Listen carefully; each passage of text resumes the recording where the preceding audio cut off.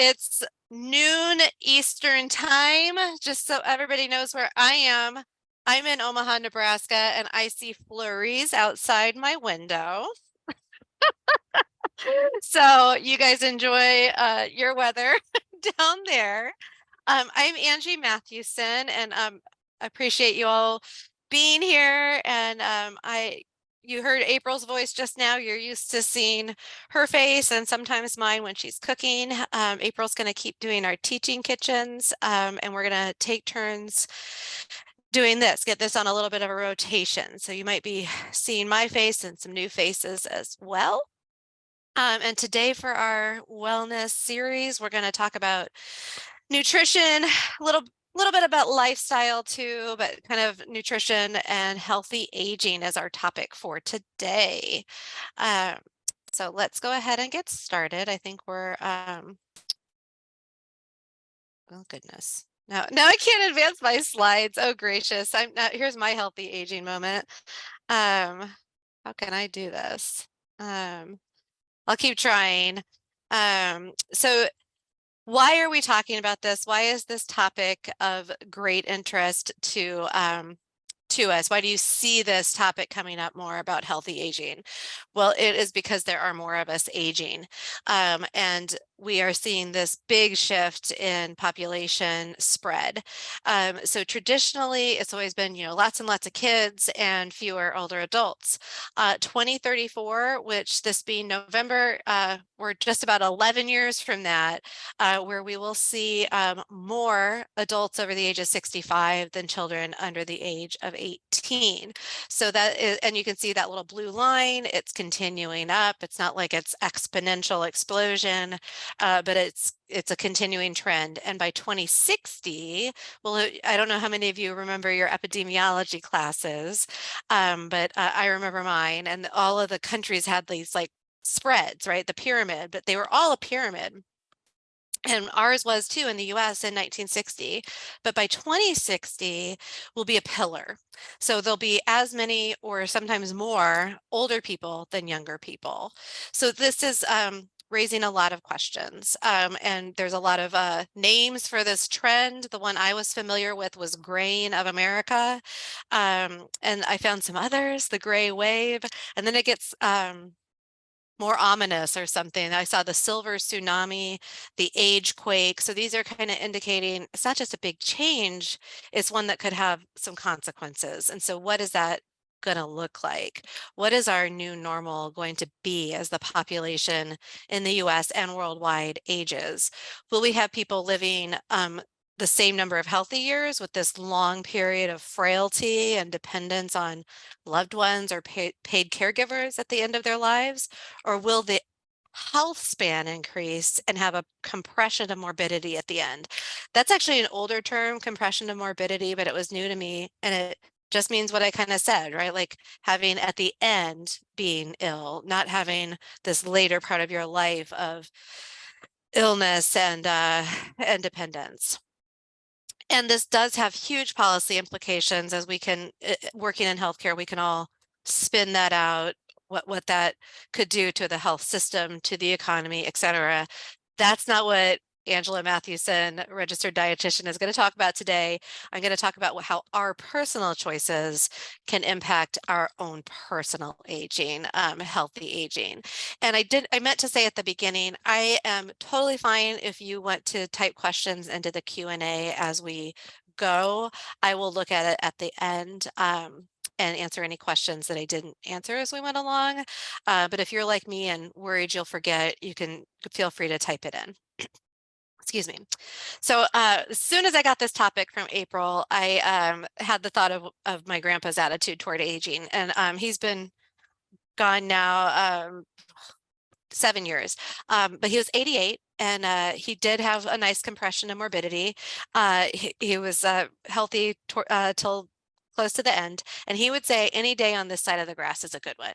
And he was being, tongue in cheek. He was always teasing, but that was kind of the attitude for his generation. I think like you were going to grow old, and there were going to be things that were not great, and that was just the way it was. And let's not complain about it because other people didn't get to live this long. And I mean, there's some truth to that, but we can also start shifting our thinking away from just like staying alive to healthy aging. And he did mostly get that. So you see in the media less anti-aging and more healthy aging. And probably, marketing ad campaign folks know that more of us aging don't want to hear that it's bad to be older. Nobody wants to not grow older, like my grandpa said. We want to keep living. So we're shifting our focus to extending years of healthy life, adding health to the years. Another term I saw a lot was successful aging. And that's again that compression of morbidity, avoid disease and disability, this is from a survey from the MacArthur Foundation that actually spoke to people over 65. So people who were living it, what did they consider successful? What did it look like to them to be older and enjoying life? And they wanted to be able to engage in their lives and maintain a high level of cognitive and physical function. And we will talk about both of those functions, cognitive and physical, as we go forward. So general tips, these should look really familiar because they are not very different, if different at all, from our recommendations for general healthy diet, for cancer prevention, for cancer survivors, for heart health, for a healthy diabetes diet.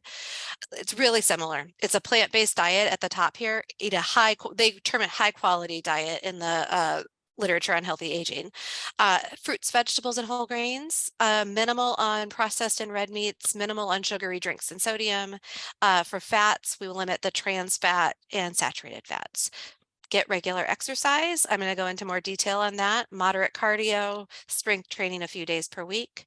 Managing mental wellness, because we are our brains too, not just our bodies. And protecting the skin. Alcohol should be in moderation if it is consumed.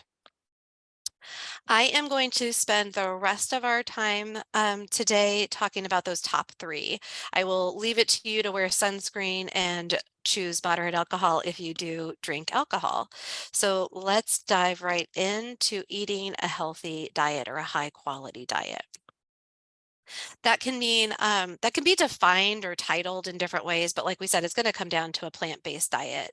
Um, the there is the most like evidence-based healthy diets out there for a variety of chronic diseases, including cardiovascular, are the Mediterranean diet and the DASH diet. They are really similar to each other with a few differences. They are both based primarily on on minimally processed plant-based foods. Fish and poultry are the primary meats. Protein would also come from plant sources. Just like we were saying, limited added sugar. And they both recommend regular exercise. I included a couple little pictures of each of them. You've probably seen this Mediterranean diet pyramid. It's from Old Ways Preservation Trust. It's been around for a while. It's one of the more popular iterations of the Mediterranean diet, or at least I believe the first. And you can see it in this pyramid form that it's the bulk is at the fruits, vegetables, and whole grains, the nuts and legumes. They're all in that bottom tier of the pyramid to show plant food should be the core. And then we kind of taper up from there on the animal foods, ending at the top, the very tippy top with our red meats. And then in that tiny little bit is any sweets. When the Mediterranean diet first got popular, people were, all raving about wine being included. It does not have to be, and if it is included, it should be in moderation.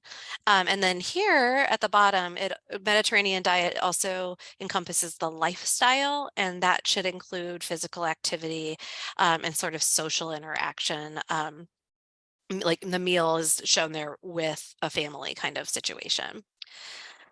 So that's Mediterranean, and I pictured DASH in like this table format, just so brains work differently, right? So if you like a pyramid, look at that one. If you like the list, this is a nice one. This comes from the National Heart, Lung, and Blood Institute. They had a couple other images too, if you want to go looking around. But the DASH diet, it's a acronym, Dietary Approach to Stop Hypertension. And it actually is a medical nutrition therapy for high blood pressure, but it works for all, for other chronic diseases as well. And they, again, fruits, vegetables, and whole grains. It's just if you look closely at the dash, they'll tell you exactly how many beans to eat and exactly how many nuts to eat, whereas Mediterranean is a little less specific in those recommendations. And the dash doesn't explicitly talk about time with family or things like that, but both, again, encourage physical activity. So these two, as I said, they have strong evidence with their protection against cardiovascular disease and other chronic diseases. So by extension, they're compressing the morbidity. But there were some researchers, this isn't brand new, April talked about this a couple of years ago, the MIND diet, but what the creators, the researchers did is they looked at Mediterranean and DASH and they added to it some particular recommendations for foods and nutrients known to be important for cognitive health. And then they looked at how well did that dietary pattern, and they scored it on a score of 15, comply or not comply. And people who followed the MIND diet not only had prevention against these other chronic diseases, but had prevention against cognitive decline. Research is definitely ongoing. If you're already pretty comfortable on a Mediterranean or DASH style diet, and you feel like you could add a couple of things, to help with your mind, that healthy mind is definitely going to be vital to successful aging, so we can have our cognitive health intact. And so again, these are the specific recommendations for each food group. If you go back and compare that, MIND diet is absolutely compliant with Mediterranean and DASH. Where they have added a couple specifics, I should have highlighted this in the PowerPoint, but we've got 1 serving a day of leafy greens. So other diets just say fruits and vegetables. And certainly any fruit and vegetable is better than no fruit and vegetable in your diet. But for the MIND diet, they recommend at least 1 serving of leafy greens per day. If you despise kale, that does not have to be kale. It can absolutely be spinach. Or another leafy green. And then they are specific about berries. Berries have some particular research on their connection to cognitive health. Any type, 2 times a week. There is more research right now on blueberries, but if you, again, if you don't like blueberries and you like strawberries, go ahead and eat the strawberries. Grains, nuts, beans, seafood, and poultry, all very similar recommendations. Down here at the bottom is the one that I really struggle with, to tell you honestly. Cheese is just suggested that you keep it to 1 time per week. So I'm always really honest with patients and tell them that I have pizza about once a week, and that's not the only time I get cheese. So if I want to bring my compliance better with the MIND diet, that would be a great place for me to start. So April's on with us today, and I stole this slide from her and didn't tell her, so hopefully she's not going to sue me for copyright infringement. But I wanted to include some menus because I do think sometimes we start thinking that eating we hear about these diets and they're interesting and everybody wants to eat more healthy, but then it can feel like it's so foreign or different than how we might be eating now, but it doesn't have to be. You can see here the breakfast is Greek yogurt. I just had a Greek yogurt. They're pretty widely available. I ran out of raspberries because my kid ate them all, but just throwing raspberries into your Greek yogurt, throwing blueberries into your oatmeal in the morning. We can really quickly add these things, those berries, and find ways to reduce the cheese. So I was talking about the cheese. Hummus and guacamole are also very good snacks. I don't have to have cheese and crackers, right? So and if I can't bring it down to once a week, can I cut it in half? Making those kinds of adjustments to come more into compliance with these recommendations. There's some dinners listed there that include the beans and the fish, right? Versus maybe more red meat based dinners that some of us are accustomed to. So that is food.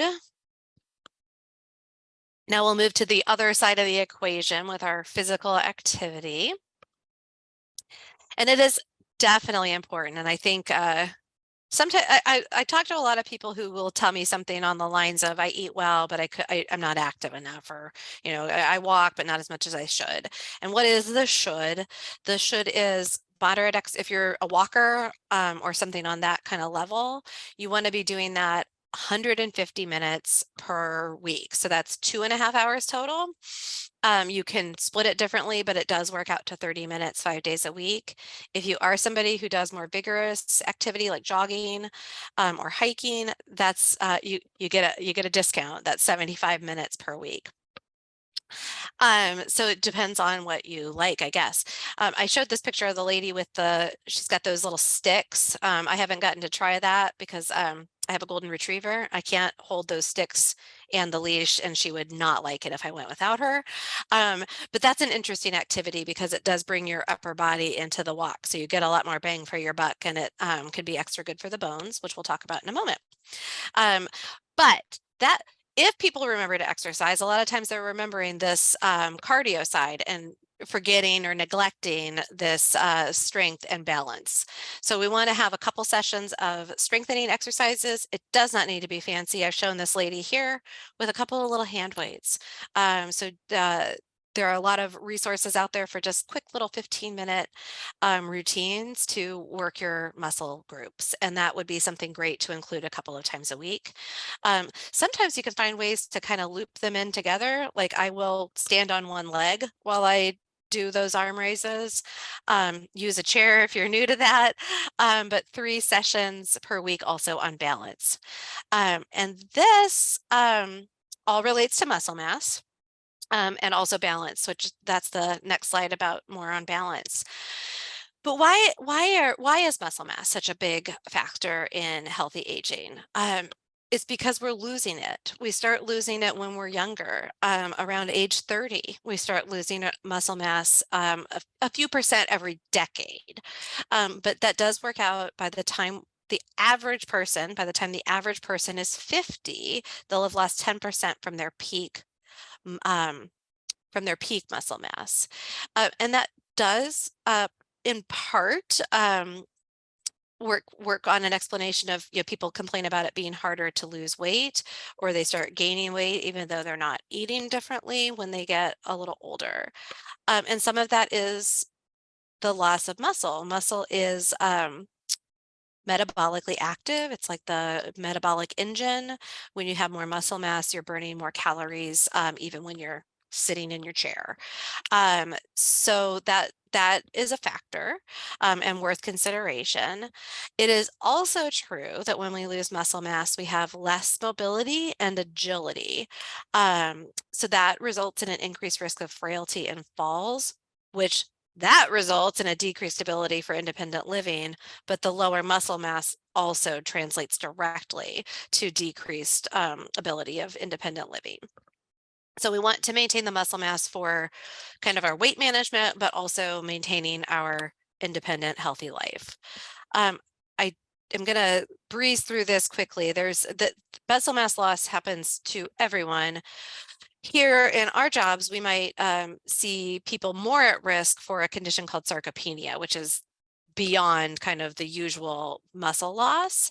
And either of these things, just kind of the standard or medical sarcopenia, that can happen to people at any weight. So we can see patients or friends, family, ourselves who might be carrying extra weight but still losing muscle. So I think it's important to remember that the total weight doesn't mean you're not at risk for loss of muscle mass. So everybody would do well to pay attention to muscle mass. And I included this really brief snippet about a recent study, and y'all may have seen some of the headlines. It was like being able to stand on one foot for 10 seconds is indicative of your health outcomes or how long you'll live. I think those were some of the headlines, some of the clickable headlines, but I do have the full study in my slide for sources if anybody would like to read it. This was a study of a few thousand women over 79, and they were given a battery of tests of their strength, balance, and mobility, and also there were, measures of their weight over time. And the best predictor of their health and their long and healthy life, years of healthy life, were how well they did on those tests of strength, balance, and mobility. The people at the top, 71% more likely to be alive and well 5 years later. The women who had lost weight actually were more likely to pass away. Some of you might be thinking, well, maybe they had cancer, but they did not. That was an exclusion criteria. And the women who gained weight, that had zero impact on the mortality. So the reason I wanted to include this, not that you guys not that I'm saying, oh, you should ignore your weight. Nobody should pay attention to what they weigh, and you're wrong to care about your weight. However, I talk to so many patients who aren't really paying attention. And honestly, I guess just people that I run into different places and my friends and family, they're not paying attention to these, and they're really concerned about losing weight and maybe not thinking thoughtfully about how they're doing it. And we can measure this strength, balance, and mobility. We can, be aware of what we're capable of doing with our bodies, and focusing more on that could have a more positive outcome later in our lives. Also, we might not always think about our bones. Bones are definitely part of our ability to continue physical activity, and our bone health is important to continuing our healthy, independent lives as we age. So the recommendations for diet aren't really all that different for bone health, other than we focus more on the calcium and vitamin D. So I have included here the recommendations. So it's split up by, calcium is split up by women versus men, and then by age. Women want to start getting a little more after 50, men a little more after 70. And then for vitamin D, it goes up for both at 70. If you are not a consumer of dairy products or fortified products, I use fortified like almond milk or oat milk, or depends on the day. If you're not a regular consumer of those, I would suggest talking either to your doctor or giving some thought to a supplement. As a dietitian, I usually say food first, and I think most of us do. There's synergies to the way that food works. I know I look at my diet, despite my despite my cheese consumption, it doesn't work out to that much calcium. So I do, that's one that I supplement myself. So worth considering if you're not somebody who's consuming those foods on a regular basis. Finally, last but not least, is that brain of ours. We talked about kind of the diet side of maintaining our cognitive health. This is meaning more our mental wellness, our emotional state. And a lot of, again, I talk to people who are ill generally, but there are a lot of reports about depression with later age, and some of the ways to counteract that are listed here. I think they really all relate together. I should have made like a Venn diagram or something. To stress management, and continuing to do the things that you can enjoy, or if you can't, do the, I don't know, the really strenuous hobby you used to do, continuing to find new hobbies. Mindfulness is kind of a buzzword, at least in my circles, and getting enough sleep. Finally, there is actual research about acceptance, evidence that a positive outlook, again, not being anti-aging, but focused on healthy aging, that contributes to a longer life and quicker recovery from illness. I included this just because it flowed from the acceptance. I ran across this Japanese concept of ikigai, and it's the sense of purpose. And the Japanese have the highest, fastest aging population in the whole world. So they have a lot of research about what healthy aging looks like, and they have developed some tools to measure a person's ikigai, or whether or not they feel they have it, period. And those who did, they've found that it's vital to healthy aging. So that I thought was really interesting and went along with this idea of a positive outlook or acceptance and maintaining that emotional well-being as we grow older. That's not just like the cherry on top, but it is vital. And to that point, change is the only constant, right? We are again not anti-aging. We're looking at healthy aging. The changes will happen, but we can say more than just, well, it's good enough to be on this side of the grass. We can kind of direct the change, accept that things are changing, but not that it inevitably has to be like a worse and worse scenario. And with that, I am ready to take questions. I have a slide after this that I can show folks who, if they want to, April, thank goodness, 15 minutes ago, April told me she had no copyright on that slide. We have a few minutes left if folks want to ask any questions. And then I'm going to go ahead and display, or maybe I am. I'm going to go ahead and display the resources. Some of them are links, but I thought it'd be easier to list them out there, like by their titles, than doing the long link. But they're clickable if anybody wants me to send this slide to them.